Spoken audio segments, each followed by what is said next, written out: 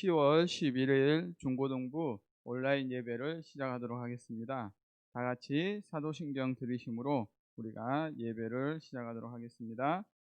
전능하사 천지를 만드신 하나님 아버지를 내가 믿사오며 그 외아들 우리 주 예수 그리스도를 믿사오니 이는 성령으로 잉태하사 동정녀 마리아에게 나시고 본디오 빌라도에게 고난을 받으사 십자가에 못 박혀 죽으시고 장사한 지 사흘 만에 죽은 자 가운데서 다시 살아나시며 하늘에 오르사 전능하신 하나님 우편에 앉아 계시다가 저리로서 산 자와 죽은 자를 심판하러 오시리라.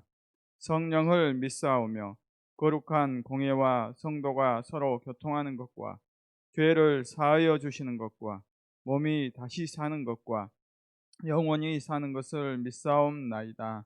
아멘. 이 시간에는 우리를 대표해서 김윤희 선생님께서 기도해 주시겠습니다.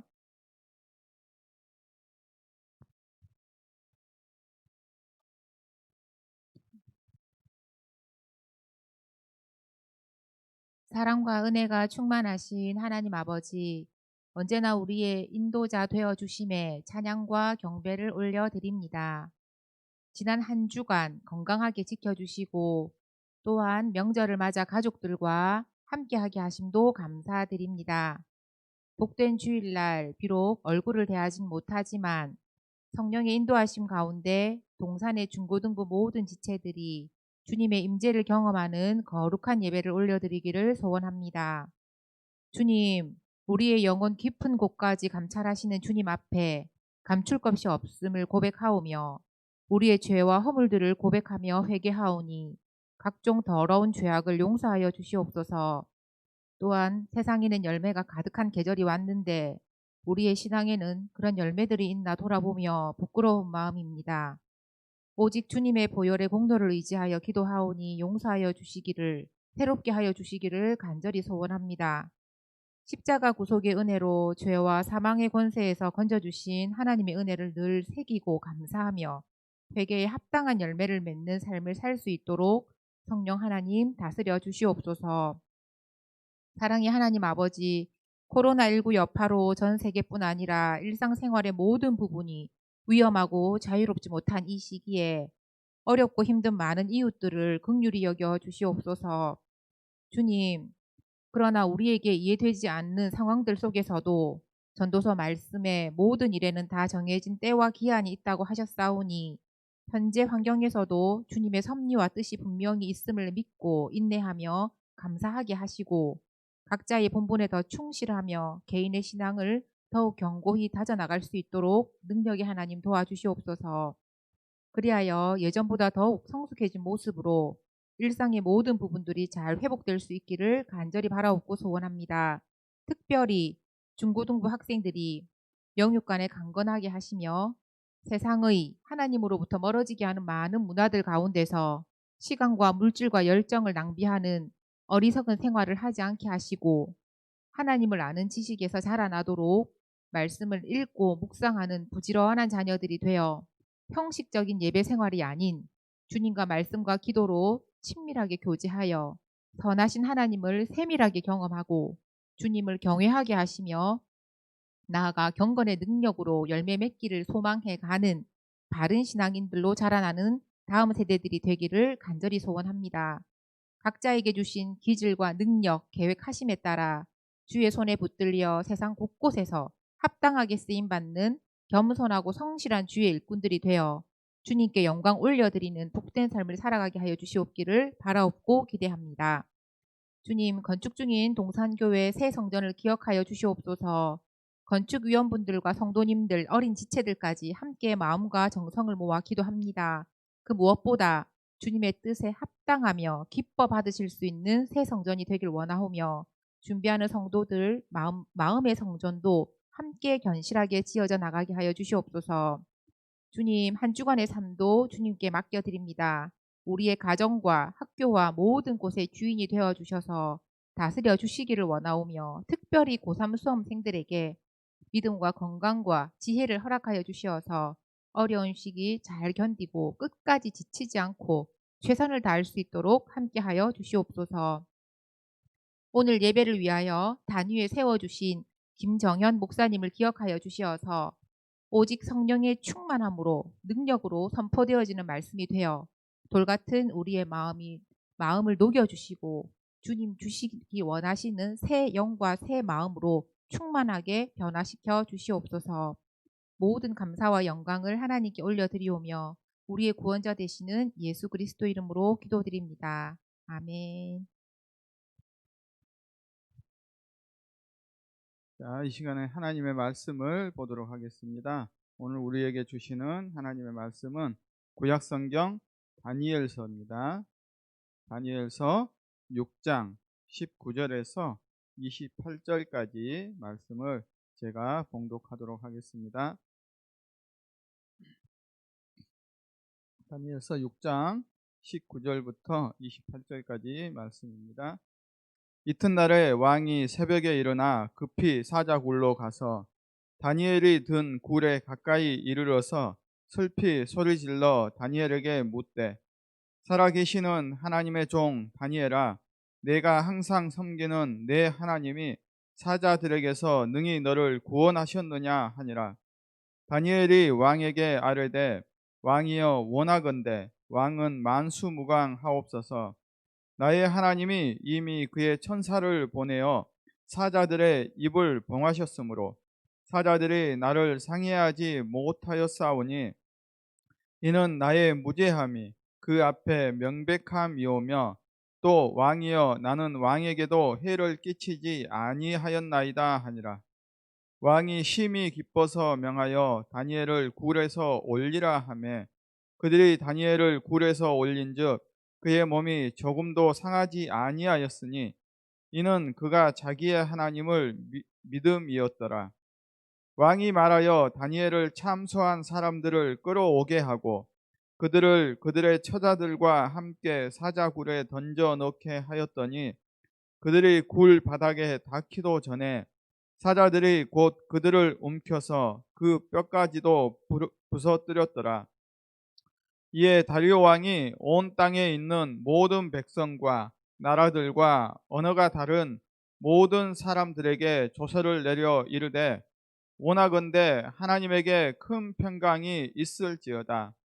내가 이제 조서를 내리노라. 내 나라 관할 아래에 있는 사람들은 다 다니엘의 하나님 앞에서 떨며 두려워할지니 그는 살아계시는 하나님이시요 영원히 변하지 않으실 이시며 그의 나라는 멸망하지 아니할 것이요 그의 권세는 무궁할 것이며 그는 구원도 하시며 건져내기도 하시며 하늘에서든지 땅에서든지 이적과 기사를 행하시는 이로써 다니엘을 구원하여 사자의 입에서 벗어나게 하셨음이라 하였더라.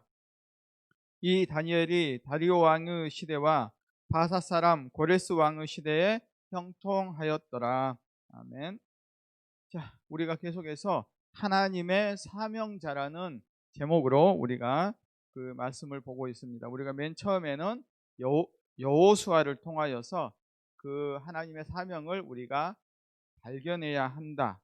그래서 우리가 하나님의 사명을 발견하기 위해서는 성경 말씀을 통하여서 하나님이 나에게 주신 사명을 발견해야 한다는 사실을 살펴보았습니다. 그리고 우리가 하나님의 사명을 감당하는 삶을 살아가기 위해서는 우리에게 강하고 담대한 믿음이 있어야 하는데, 이러한 믿음은 어디에서부터 오냐면 내가 가진 지식이나 권력이나 힘에서 나오는 것이 아니라 살아계신 능력의 하나님이 나와 함께 하신다는 그 믿음을 토대로, 그 믿음으로부터 강하고 담대한 믿음이 나아온다라는 사실을 우리는 살펴보았습니다. 이렇게 강하고 담대한 믿음으로 우리는 이 세상을 이기고 이 세상에 하나님의 나라를 세워가는 사명자의 역할을 감당해야 한다. 이러한 여호수아와 같은 삶을 살아야 한다. 그리고 지난 시간에는 갈렙의 이야기를 통하여서 우리가 하나님의 사명자로 살아간다는 것이 얼마나 힘든 삶인가를 살펴보았습니다. 갈렙이 40세에 가나안 땅을 정탐하고 돌아와서 이 땅이 우리에게 주신 하나님이 주신 땅이라고 이스라엘 백성들에게 말하였지만 그 땅을 정복하지 못하도록 하였던 사람들은 갈렙과 함께한 공동체였다는 사실. 그러니까 믿지 않는 사람들이 내가 하나님의 사명자로 살아가는 것을 방해하는 것이 아니라 우리가 믿음의 공동체라고 하는 이 공동체에서 내가 하나님의 사명자로 살아가는 것을 방해하는 경우도 있다는 사실을 기억해야 한다. 그러면 그때 우리는 어떻게 해야 하는가? 하나님이 원하시는 때까지 인내하고 기다리며 이 사명을 이루어 주실 줄 믿고 기다려야 한다는 것이죠. 그래서 갈렙은 40세에 그 땅을 정복하기를 원했지만 하나님이 원하시는 때가 아니었기에 그의 나이 85세가 되었을 때 그는 그 하나님의 주신 사명을 포기하지 않는 인내함으로 기다렸다 85세가 되었을 때 그 헤브론 땅을 정복하게 되었다. 그래서 우리가 하나님의 사명자로 살아갈 때 수많은 어려움이 왔을 때, 특별히 우리가 속한 공동체로 인하여 어려움이 왔을 때 우리는 결코 낙심하거나 좌절하지 말아야 한다는 사실을 우리는 갈렙의 이야기를 살펴보았습니다. 우리는 오늘 그 다니엘의 이야기를 통하여서 우리가 또 하나님의 사명자로 가고자 할 때에 우리를 어렵게 하는 세력들에 대해서, 지금까지는 갈렙을 통하여서는 믿음의 공동체 안에서의 어려움을 살펴보았다면 우리는 다니엘의 이야기를 통하여서 우리가 세상 가운데서 살아갈 때 우리가 하나님의 사명자로 살아가려면 어떠한 삶을 살아야 하는지 그 이야기를 살펴보고자 합니다. 자, 먼저 우리가 하나님의 사명자로 살아가기 위해서는 분명한 삶의 목적을 가져야 한다라고 이야기를 했습니다. 그러니까 우리가 어떠한 목적을 가지고 있는가를 우리는 항상 생각을 해봐야 돼요.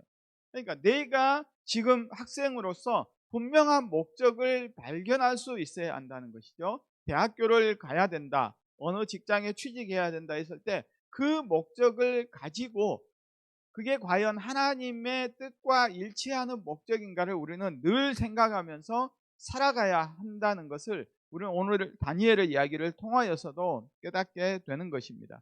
그러니까 내가 처한 상황이 어떠한 상황이든지 상관없이 하나님이 나에게 주신 뜻을 이루어가는 것이 바로 하나님의 사명자의 삶이라는 것을 다니엘이 보여준다라고 우리는 볼 수가 있습니다. 자, 이렇게 해서 우리가 다니엘 하면 머리에 떠오르는 이미지가 몇 가지가 있습니다. 다니엘 하면 가장 먼저 떠오르는 이미지는 바로 기도하는 사람이라는 것입니다.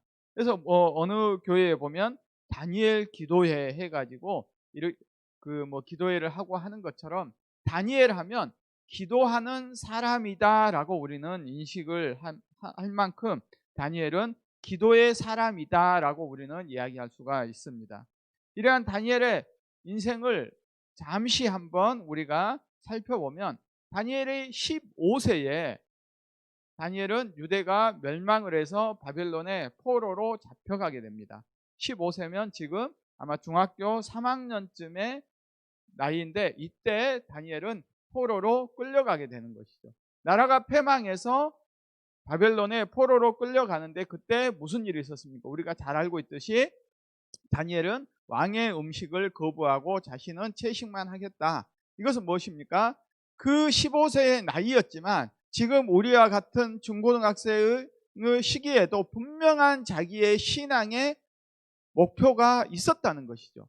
자기의 신앙관이 바르게 형성되어 있었기 때문에 그가 비록 유대 나라가 멸망을 하고 바벨론의 포로로 끌려갔음에도 불구하고 자기의 신앙의 지조를 지키기 위해서 왕의 음식을 거부할 수 있는 이러한 믿음이 있었다는 것을 우리는 다니엘의 이러한 상황을 통하여서 볼 수가 있습니다. 그러면 다니엘의 이러한 용기가 어디에 있었겠냐는 것입니까?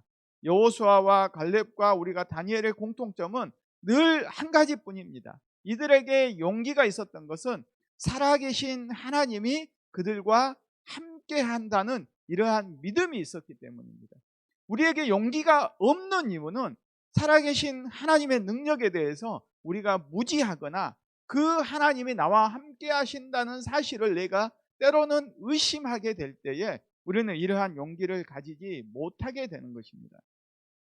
자, 이처럼 다니엘은 자신의 신앙을 지키기 위해서 이러한 결단을 15세 때부터 하게 되고, 그리고 17세가 되었을 때 느부갓네살 왕의 꿈을 해석함으로써 다니엘은 17세부터 정치적인 입지를 다지게 되게 됩니다. 그래서 쭉 왕궁에서 생활하면서 중요한 직책을 가지고 생활을 하게 되는 것이죠.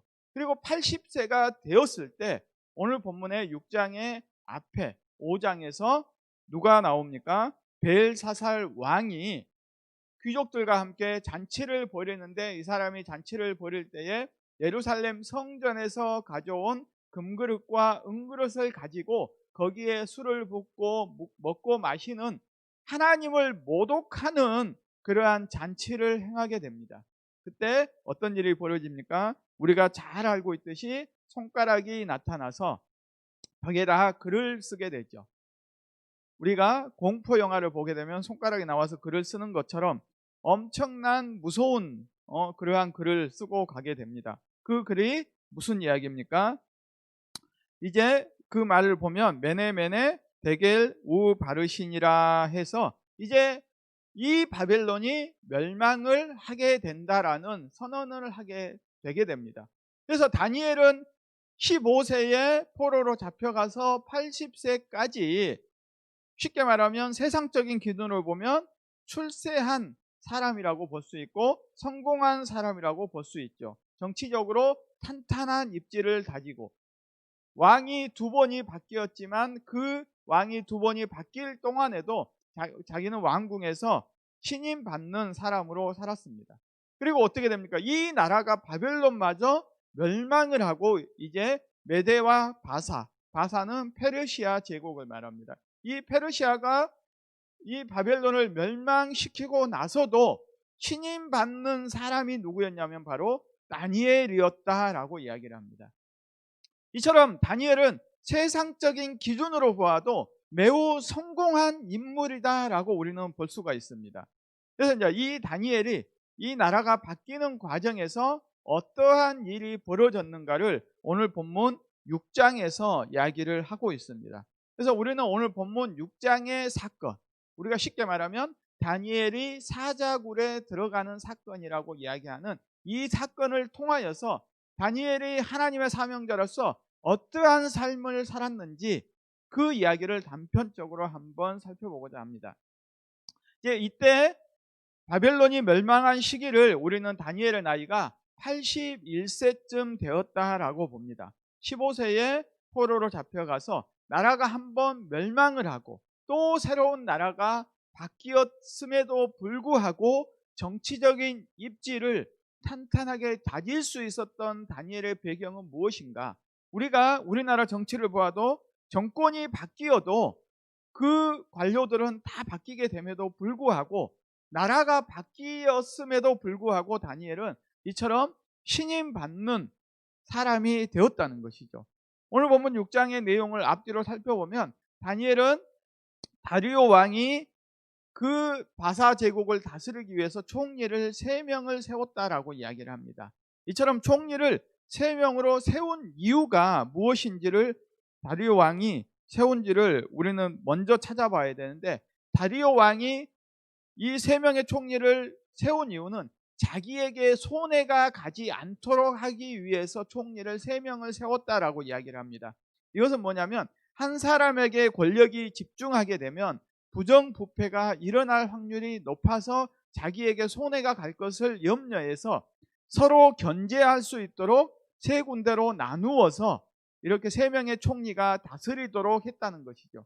그러면 상호 3명이 경쟁하면서 왕에게 잘 보이기 위해서 더 열심히 하게 되므로 왕은 부와 명예가 더 높아지게 될 것을 생각해서 이렇게 3명의 총리를 세우게 됩니다. 그래서 이렇게 3명의 총리를 세워서 어느 정도 시간이 지나면서 다리오 왕이 보니까 누가 가장 뛰어나다고 판단이 된 겁니까? 바로 다니엘이 가장 뛰어나고 자기에게 가장 도움이 될 사람으로 생각을 한 것이죠. 그래서 이 다리오 왕은 이 3명의 총리 중에서 한 사람을 수석 총리로 세워서 이 모든 총리와 나라의 고관들을 다스리도록 하는데 이 사람이 바로 다니엘로 선택이 되게 된 것입니다. 자, 그런데 다니엘은 멸망한 바벨론의 포로였습니다. 그러면 이 바사 제국이 세워졌을 때 이 바사 제국 페르시아를 세우기 위해서 헌신한 개국 공신들이 있을 것입니다.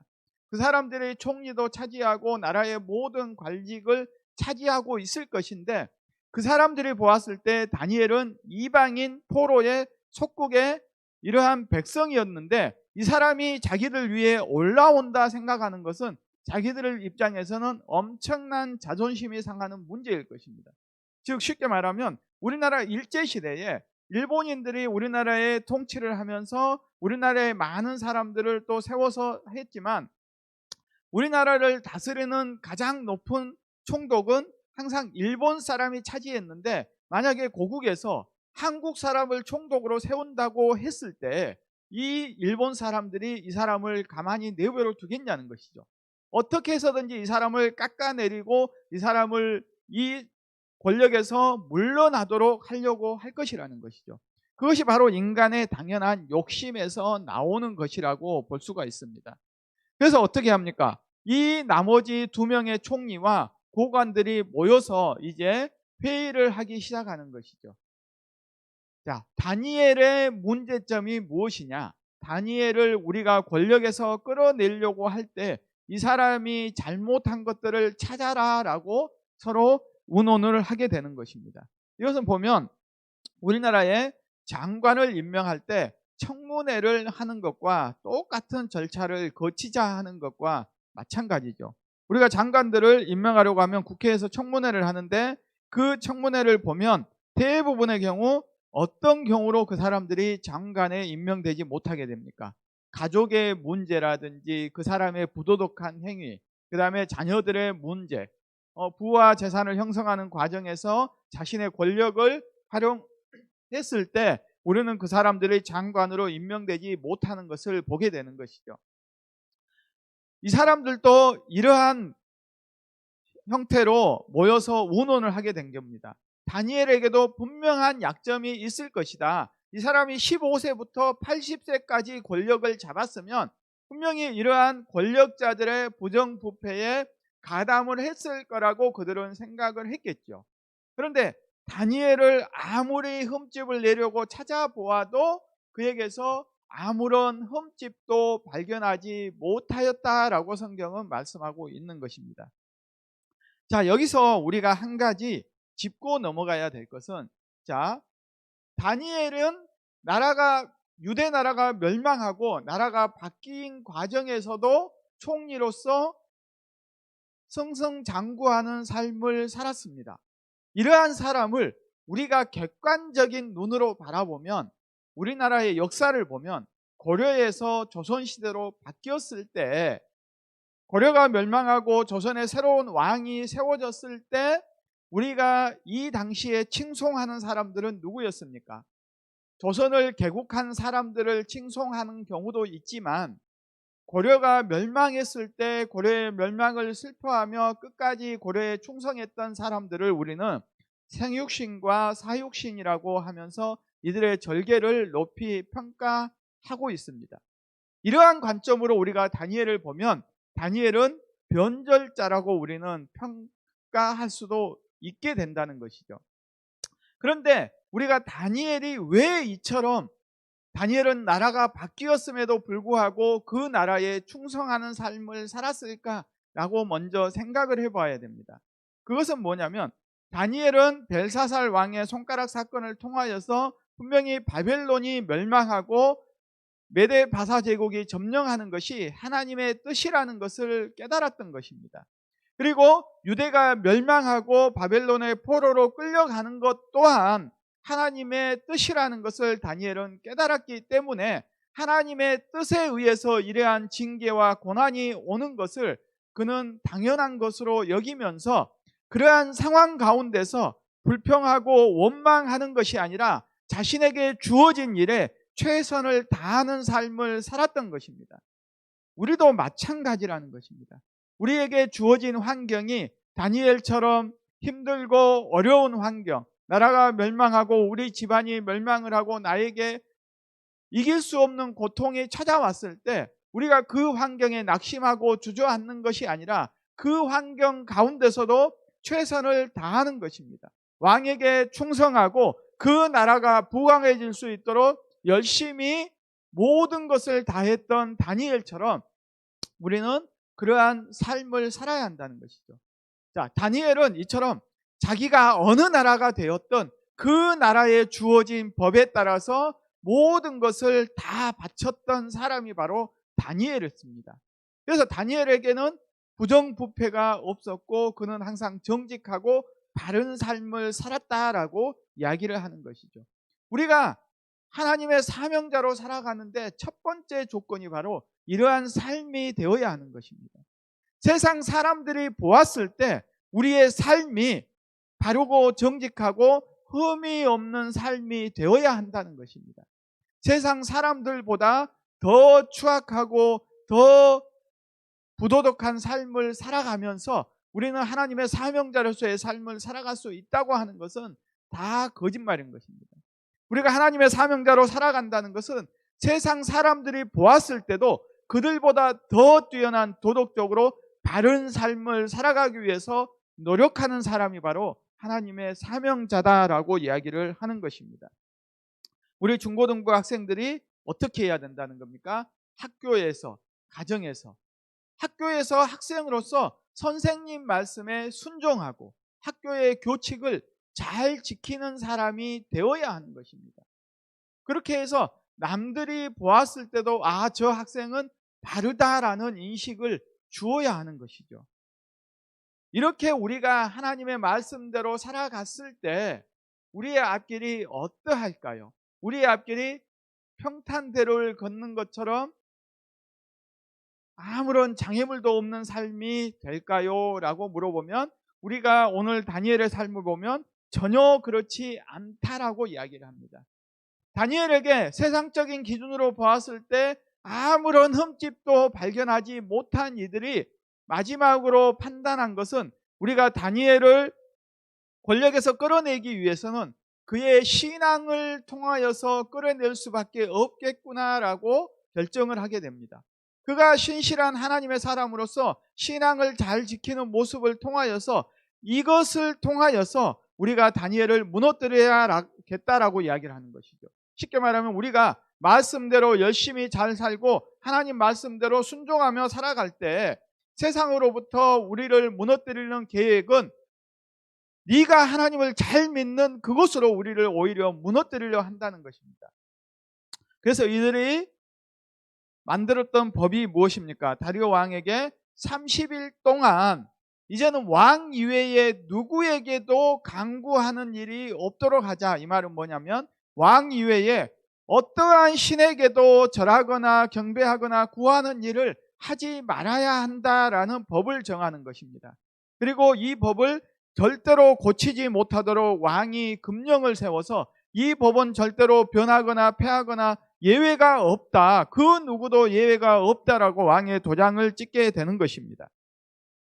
자, 이러한 사실을 다니엘도 알고 있었습니다. 자, 우리가 앞서 이야기했듯이 다니엘은 나라에 충성하고 그 나라의 법을 지키면서 살아왔던 사람이라고 이야기를 했습니다.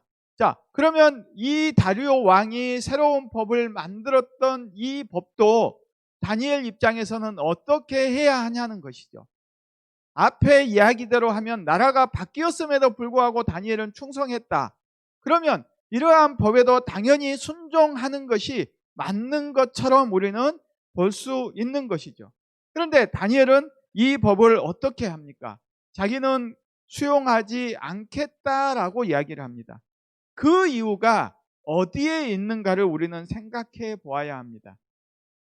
다니엘이 지금까지는 나라의 법과 바른 양심에 따라서 살아왔는데 갑자기 이 왕의 명령이 내려왔을 때 어떠한 선택을 하는가?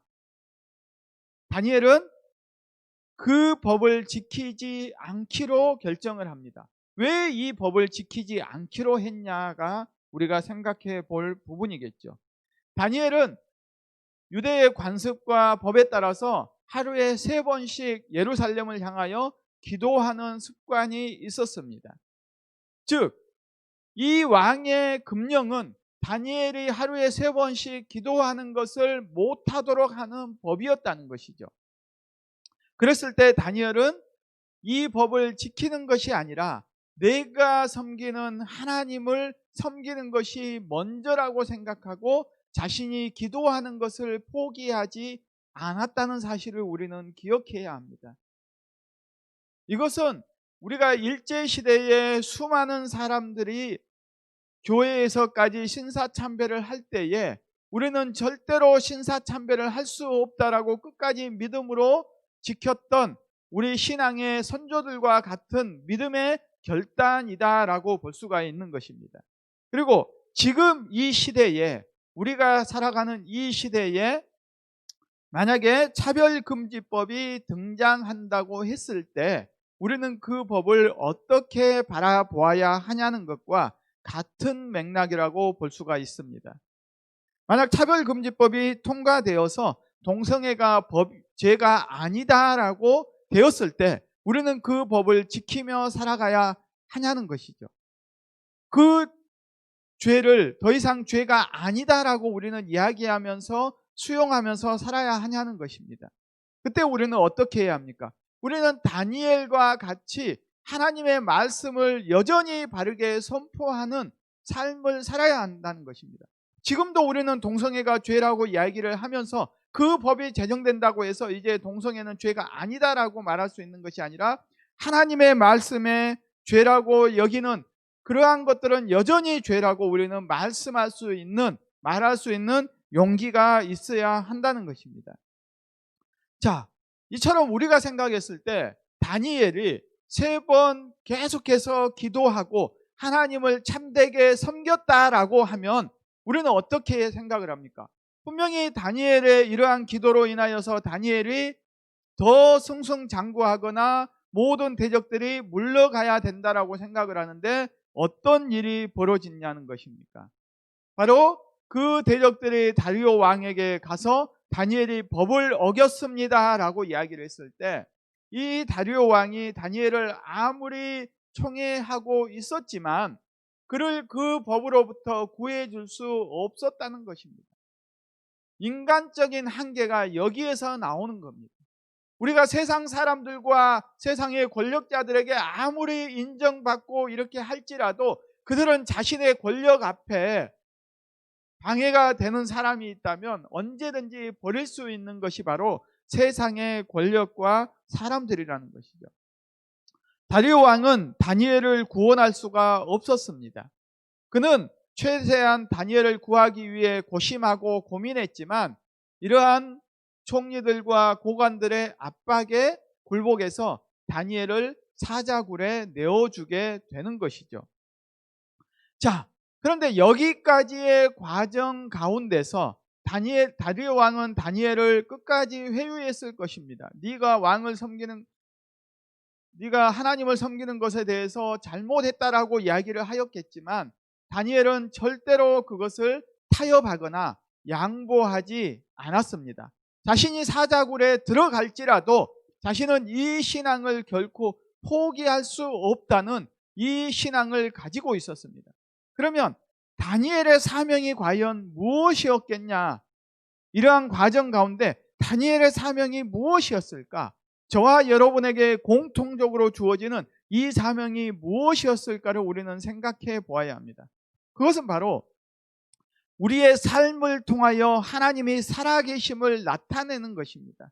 하나님의 영광을 나타내는 것이 우리 성도들의 목적이라고 이야기하는 이 말은 하나님이 살아계심, 하나님의 위대하심을 나의 삶을 통하여서 나타내는 건데 이 나타냄을 누가 알아야 하냐는 것이죠.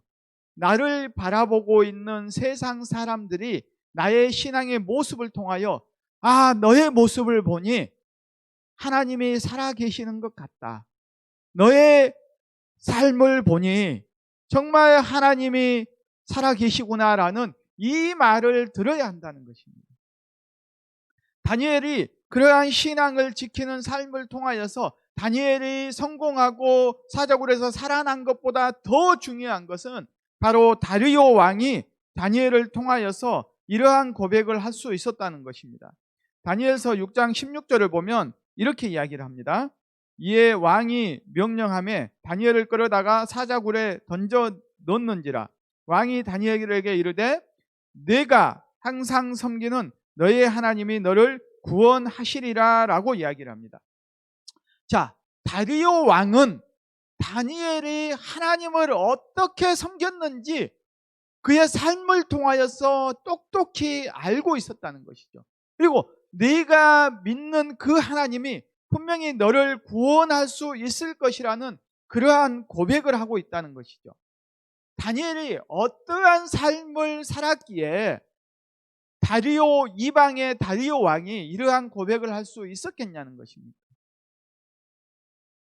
우리의 삶의 모습을 통하여서, 저와 여러분의 삶의 모습을 통하여서 세상에 믿지 않는 사람들이 우리가 어려움에 처한 그 상황을 바라보면서 네가 섬기는 너의 하나님이 너를 이 어려움으로부터 구원해 주실 거야 라고 그렇게 말할 수 있는 신앙의 삶을 우리가 살아왔냐는 것이죠. 우리가 그렇게 살아왔다면 우리는 이 땅 가운데서 하나님의 사명자로서 올바른 삶을 살아왔다라고 우리는 자신 있게 말할 수 있는 것입니다. 그리고 하룻밤이 지나고 이제 다리오 왕이 다시 사자굴에 찾아가서 6장 20절에 보면 이렇게 이야기를 합니다. 다니엘이 든 굴에 가까이 이르러서 슬피 소리질러 다니엘에게 묻되 살아계시는 하나님의 종 다니엘아, 네가 항상 섬기는 네 하나님이 사자들에게서 능히 너를 구원하셨느냐. 다리오 왕이 하나님을 무엇이라고 이야기를 합니까? 살아계신 하나님, 지금도 살아계시고 역사하시는 그 하나님이다라고 다리오 왕이 고백을 합니다. 그리고 다니엘을 향하여 그 하나님의 종이다, 너가 항상 섬기는 내 하나님. 그러니까 다리오 왕은 하나님을 믿지 않았지만 그 하나님이 살아계시다는 것을 다니엘의 삶을 통하여서 똑똑히 바라보았고 그거를 기억하고 있었다는 것입니다. 항상 늘 언제나 다니엘은 하나님을 섬기는 모습을 통하여서 그 믿지 않는 사람들에게 하나님의 살아계심을 증명하는 삶을 살았다는 것입니다. 그런데 우리가 생각해야 되는 것은 다니엘이 이러한 삶으로 인하여서 하나님의 축복을 받기보다는 그들의 고난과 핍박을 몸소 받았다는 것을 우리는 기억해야 합니다. 우리가 하나님의 말씀대로 살아가면 살아갈수록 세상은 여러분들을 더 핍박하고 여러분들을 환난 가운데 이끌어 간다는 것을 우리가 기억해야 합니다. 우리가 마지막 승리를 하기까지 우리는 수많은 고난과 고통 가운데서 살아가야 한다는 것입니다. 그래서 예수님께서도 너희가 나를 믿으면 믿을수록 세상이 너를 더욱더 미워할 것이다, 그래서 너희가 세상에서는 환난을 당할 것이다 라고 이야기를 하고 있는 것입니다. 다니엘은 하나님의 신앙을 포기하지 않으므로 사자굴에 들어갔지만 그러한 자기가 사자굴에 던져짐으로 인하여서 이방 땅에 하나님을 믿지 않는 다리오 왕이 하나님을 살아계신 하나님으로 구원하는 그러한 놀라운 역사를 이루어가고 있는 것입니다. 이렇게 해서 어떻게 해야 됩니까? 그 다음에 다니엘이 무사히 나오게 되자 다리오 왕이 하나님에 대해서 이제는 어떻게 고백하는지 26절과 27절의 말씀입니다. 내가 이제 조서를 내리노라. 내 나라 관할 아래에 있는 사람들은 다 다니엘의 하나님 앞에서 떨며 두려워할지니 라고 이야기를 합니다. 그러니까 모든 우리 메대와 바사의 모든 사람들은 다니엘의 하나님, 다니엘을 믿고 섬기는 그 하나님 앞에서 두려워하며 떨지니라. 그 다음에 계속해서 이야기합니다. 그는 살아계신 하나님이시요 영원히 변하지 않으실 이시며 그의 나라는 멸망하지 아니할 것이요 그의 권세는 무궁할 것이며 그는 구원도 하시며 건져내기도 하시며 하늘에서든지 땅에서든지 이적과 기사를 행하시는 이로써 다니엘을 구원하여 사자의 입에서 벗어나게 하셨습니다. 자, 이 고백이 누구의 입에서 나온 고백이냐는 것입니다. 우리가 생각하면 하나님을 믿고 수많은 이적과 체험을 하였던 신앙인의 입에서 나와야 할 법한 이러한 고백이 하나님을 전혀 알지 못하고 다니엘을 통하여서만 하나님을 간접적으로 경험하였던 그 다리오 왕의 입에서 이처럼 위대한 신앙 고백이 나올 수 있었다는 것입니다. 바로 다니엘의 사명이 자신의 삶을 통하여서 하나님이 살아계시고 그 하나님의 나라는 멸망하지 않는 나라며 그 하나님은 죽음에서도 우리를 구원할 수 있는 능력의 하나님이라는 사실을 자신의 삶을 통하여서 증명하였던 것입니다. 사랑하는 우리 중고등부 학생 여러분, 우리의 삶을 통하여서 우리가 이 세상에서 무엇을 세상 사람들에게 증명해야 합니까? 예수 그리스도가 우리의 모든 죄를 친히 감당하시고 십자가에서 죽으시고 그 모든 죽음을 이기시고 부활하셨다.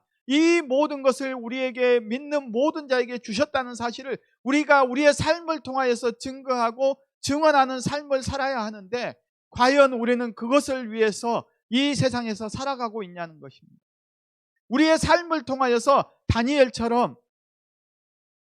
삶을 통하여서 다리오 왕이 이처럼 하나님을 살아계신 하나님이요, 하나님의 나라는 멸망하지 않고 하나님의 권세는 무궁하며 그 하나님은 우리를 구원하시는 하나님이라고 세상 사람들이 고백하는 삶을 우리가 살아가고 있냐는 것이죠.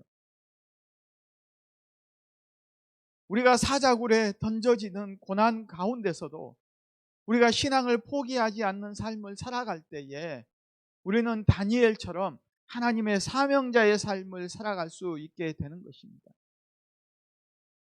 우리가 다니엘이 어떻게 사자굴 가운데서 구원받았다고 이야기를 하냐면 6장 23절에 보면 맨 마지막 줄에 보면 이는 그가 자기의 하나님을 믿음이었더라라고 이야기를 합니다. 우리에게 정말 이러한 하나님에 대한 믿음이 있냐는 것입니다. 이러한 하나님에 대한 믿음이 있을 때 우리는 그 어떠한 것도 두려워하지 않고 강하고 담대한 믿음으로 나아갈 수 있게 되는 것입니다. 그럴 때 이러한 우리의 믿음을 통하여서 이 땅 가운데 하나님의 영광이 나타나고 하나님의 살아계심이 증명되는 우리는 하나님의 사명자로서의 삶을 살아가게 되는 것입니다. 다니엘이 15세에 포로로 잡혀갔음에도 불구하고 그들은 원망과 그는 불평하지 아니하고 끝까지 하나님의 뜻을 위해서 살아갔습니다. 살아계신 하나님을 위해서 그의 한평생을 바쳤던 것처럼 우리가 하나님의 사명자로 이 땅에 살아간다는 것은 우리의 삶을 통하여서 내 주변에 믿지 않는 세상의 사람들이 살아계신 하나님을 이처럼 다리오 왕처럼 고백하는 삶을 살아가는 것, 이것이 바로 저와 여러분에게 주어진 사명이라는 것을 기억하고 끝까지 이 사명을 감당하는 동산의 모든 중고등부 지체들이 다 되시기를 소원합니다. 기도하겠습니다. 사랑의 하나님 아버지, 감사를 드립니다. 오늘 다니엘을 통하여서 하나님의 사명자로서 살아가는 삶이 어떠한 삶인지에 대해서 살펴보았습니다.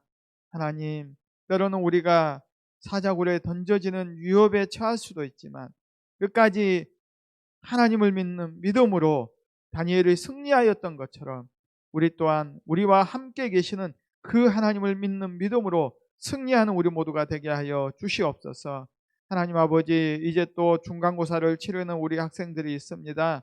하나님, 이러한 시험 가운데서 우리가 최선을 다하게 하시고 정말 이 중고등부 학생 때에 다니엘처럼 하나님이 주신 사명이 무엇인지 발견하고 그 사명을 이루기 위해 살아가는 우리 중고등부 학생들이 되게 하여 주시옵소서. 고3 수험생들과 중3 학생들을 기억하여 주시어서 그들의 인생의 중요한 선택을 할 때에 정말 하나님의 뜻이 먼저 무엇인지 깨닫고 발견하고 그 기준에서 선택할 수 있는 우리 중고등부 학생들이 되게 하여 주시옵소서. 감사를 드리오며 우리 주 예수 그리스도 이름으로 기도드립니다. 아멘.